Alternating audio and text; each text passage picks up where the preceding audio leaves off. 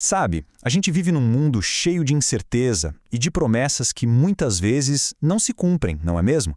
Fica a pergunta: onde é que a gente encontra um chão firme? É sobre isso que vamos conversar. Vamos ver como a fé cristã se propõe a ser exatamente isso, uma rocha firme no meio da tempestade. Todo mundo, em algum momento, sente aquele peso da ansiedade, da preocupação com o futuro.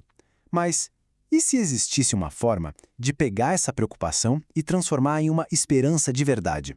Uma esperança que dura? É exatamente essa questão que a gente vai explorar agora. Ok, para começar, vamos pensar numa imagem bem poderosa. A vida cristã é vista não como um passeio aleatório, mas como uma peregrinação. Uma jornada que tem um começo, um meio e, o mais importante, um destino certo. E essa ideia de que somos viajantes aqui neste mundo, ela muda tudo. Significa que a gente não está em casa ainda, estamos só de passagem. E como em qualquer jornada longa, claro que vai ter cansaço, vai ter desafio, a grande questão é o que nos mantém firmes no caminho. E aqui que a gente começa a ver a resposta. Para as tempestades e o cansaço dessa jornada, a fé oferece algo que funciona como uma âncora, uma esperança muito especial. Agora, esse ponto aqui é fundamental. No dia a dia, a gente usa a palavra esperança como um talvez, né? Espero que o tempo melhore. Mas na linguagem da Bíblia, o conceito é o oposto disso. Não é um desejo, é uma certeza. É uma expectativa segura, porque não se baseia no que a gente sente, mas numa promessa que foi feita. E olha só que interessante essa comparação. O otimismo humano depende das circunstâncias. É como torcer para o seu time só porque ele está ganhando. Mas se ele perde um jogo, o otimismo vai embora. Já a esperança cristã é diferente. Ela está ancorada em algo que não muda nunca, a promessa de Deus. É por isso que ela é firme e segura e nos sustenta justamente naqueles dias em que tudo parece estar dando errado. Pensa na cena. Um navio no meio de uma tempestade terrível. Ondas gigantes, vento forte. O que impede esse navio de ser jogado contra as pedras? A âncora, presa lá no fundo em algo sólida. Essa é exatamente a função da esperança na vida de quem crê. Ela nos deixa estáveis, não porque a tempestade não existe, mas porque estamos conectados a algo que não se abala. Certo, mas uma âncora só adianta se estiver presa em algo que não se move. Então, onde essa esperança está presa? Vamos ver agora qual é o fundamento, a rocha sólida por trás de toda essa confiança. E aqui está, o X da questão. A segurança da promessa não depende de quem a recebe, mas de quem a fez. A Bíblia afirma que Deus não pode mentir, percebe? Não é que ele apenas escolhe não mentir, é que a mentira vai contra a própria natureza dele.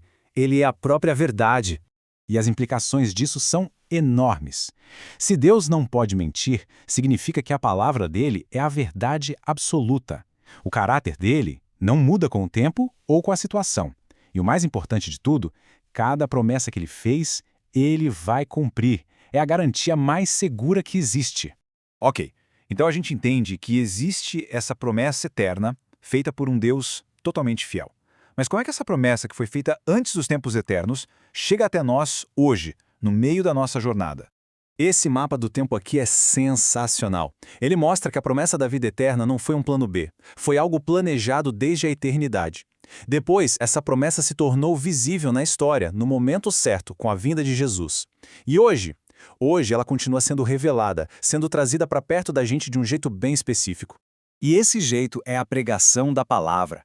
É como numa viagem longa. A gente precisa de comida, de água, né? Para a alma do peregrino, o alimento espiritual é ouvir a mensagem de Deus.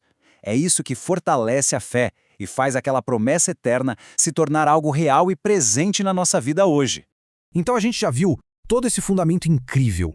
Mas como é que essa esperança funciona na prática? Como essa verdade toda se transforma em passos que a gente pode dar no nosso dia a dia? O ponto-chave é que a fé não é algo passivo, é uma ação. E aqui tem um guia bem prático. Primeiro, é preciso identificar o que está causando ansiedade. Segundo, buscar na palavra de Deus uma promessa que fale diretamente àquela situação. E terceiro, tomar a decisão de ativamente substituir a preocupação por uma oração que se agarra àquela promessa, lembrando sempre do caráter do Deus que prometeu. No fim das contas, a nossa jornada como peregrinos não é um tiro no escuro. Ela é alimentada pela verdade. A palavra de Deus está cheia de promessas para cada etapa do caminho. Então a pergunta que fica é: Qual dessas promessas vai ser a âncora, o alimento e a luz para a sua jornada nessa semana?